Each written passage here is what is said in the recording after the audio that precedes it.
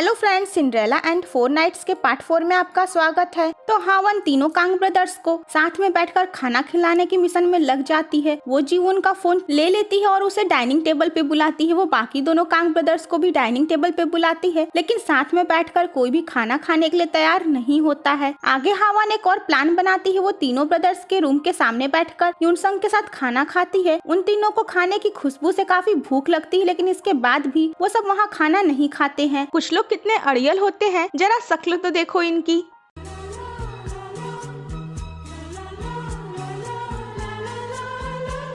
Friends, आप में से किस किस को भूख लग गई? हावन को घर की केयर टेकर से पता चलता है कि तीनों भाई एक साथ बैठकर खाना क्यों नहीं खाते हैं। ह्यूनमिन बचपन से ही अकेले खाना खाता है और जीवन को जब से पता चला कि वो कांग फैमिली से है, तब से वो खुद को अकेला ही रखता है। और वहीं सी वो अपने आइडल फिगर को मेंटेन रखने के लिए अक्सर ही खाना स्किप कर देता है। जीवन हेजी को सोता हुआ देखकर हंसता है। वो उसकी केयर करता है और उसे याद आता है कि जब वो कांग फैमिली में आया था और दुखी था तो हेजी उसको अपना कोट उठाकर गई थी। तो आगे ह्यूनमिन हावन को शॉपिंग पे ले जाता है, ये कहकर कि वो उसकी हेल्प करेगा टास्क को पूरा करने में और बताएगा कि वो बाकी दोनों भाइयों को कैसे कन्विंस करे। तो ह्यूनमिन हावन को लेकर डिनर पे जाता है और उसी समय वहाँ पर हेजी और जीवन भी डिनर के लिए गए रहते हैं। तो वो सब साथ में बैठकर डिनर करते हैं और हेजी हावन और ह्यूनमिन को साथ में देखकर हर्ट होती है। ह्यूनमिन हेजी से कहता है कि वो हावन को लाइक इसलिए करता है क्योंकि वो सबसे अलग है और हेजी ये सुनकर हर्ट होकर वहाँ से चली जाती है और जीवन उसके पीछे जाता है। तो आगे हावन ह्यूनमिन से कहती है कि क्या वो हेजी को लाइक करता है। तो ह्यूनमिन कहता है कि नहीं। उधर हेजी का एक्सीडेंट होने जाता है तो जीवन उसको बचाता है। हेजी उससे कहती है कि वो चाहती है कि हावन ह्यूनमिन की लाइफ से चली जाए। तो हेजी तीनों कांग ब्रदर्स को एक बार फिर से डिनर के लिए बुलाती है, लेकिन तीनों ही उसे इग्नोर करते हैं। तो आगे सीवू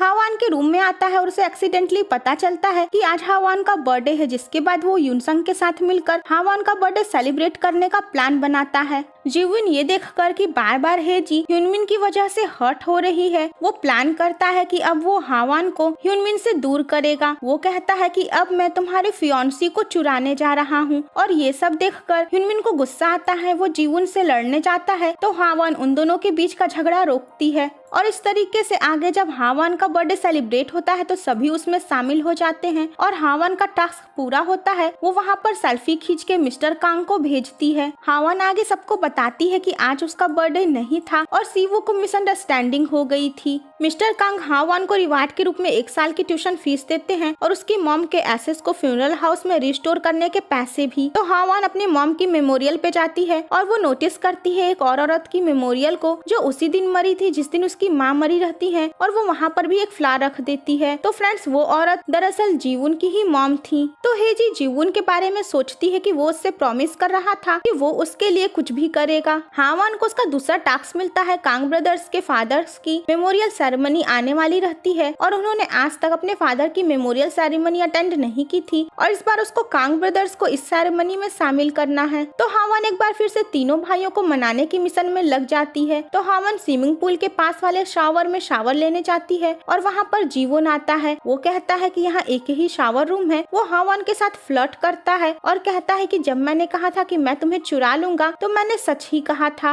और हावन भी जीवन से अट्रैक्ट होने लगती है। वो अपने आप को होश में आने के लिए कहती है। हावन को हाउसकीपर से ये भी पता चलता है कि मिस्टर कांग के तीनों बेटे में से एक ने सुसाइड कर लिया था और बाकी 2 बेटों की कार एक्सीडेंट में मौत हो गई थी। हावन को पता चलता है कि सीवू अपने डैड के लिए एक सॉन्ग लिखा है, उसे रिकॉर्ड करना चाहता है, तो वो उसके लिए सीवू को इनकरेज करती है। तो मेमोरियल सेरेमनी को अटेंड करने के लिए सीवू और ह्यूनमिन दोनों की भी मॉम वहाँ पर आती हैं। तो ह्यूनमिन की मॉम ह्यूनमिन का वेट कर रही थी। वो हावन से मिलती हैं तो वो उसे शॉपिंग और डिनर पे साथ में ले जाती है अपनी हेल्प करने के लिए। वो हावन से कहती हैं कि मेरी फैमिली में कोई ऐसे ही शादी करके नहीं आ सकता है। मतलब वो हावन को रिजेक्ट करती है ह्यूनमिन की फियांसी के रूप में। ह्यूनमिन वहाँ पे गुस्से में आता है। वो अपनी मॉम को इग्नोर करके हावन को वहाँ से ले जाता है कि उसकी मॉम ने हावन को एक नौकर की तरह ट्रीट किया है। वो आगे जाकर हावन के ऊपर नाराज होता है कि वो उसकी मॉम को फॉलो क्यों कर रही थी। तो हावन कहती है क्योंकि वो उसका दोस्त है और इस बात पे ह्यूनमिन उसे गुस्से में कहता है कि मैं तुम्हारा दोस्त नहीं हूँ और इस बात से हावन हर्ट हो जाती है और वहाँ से चली जाती है। तो फ्रेंड्स, इसका नेक्स्ट पार्ट देखना मत भूलिएगा।